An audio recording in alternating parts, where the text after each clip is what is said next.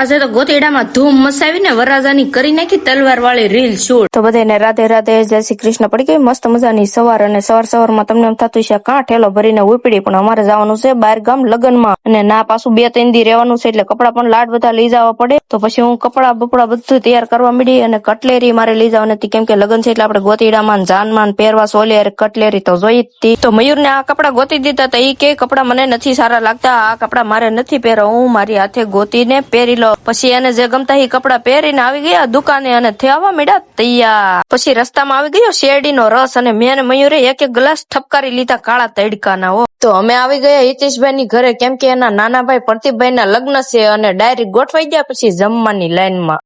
અને ડીશ લઈને જમવા બેઠી તા તો આવી ગયા વરરાજા ભાવ લેવા, અને ખવડાવી દીધું પરાણે એક બટકું. પછી અમે બધા આવી ગયા વાડીમાં, કેમ કે પ્રદીપભાઈ ને તલવાર વાળી રીલ શૂટ કરવાની હતી. તો રીલ શૂટ કરવામાં પાડી દીધી સાંજ. પછી આવી ગયા રીલ શૂટ કરીને ઘરે, અને સાંજે ભાઈ નો ગોતીડો એટલે તૈયાર પણ થવાનું બાકી હતું.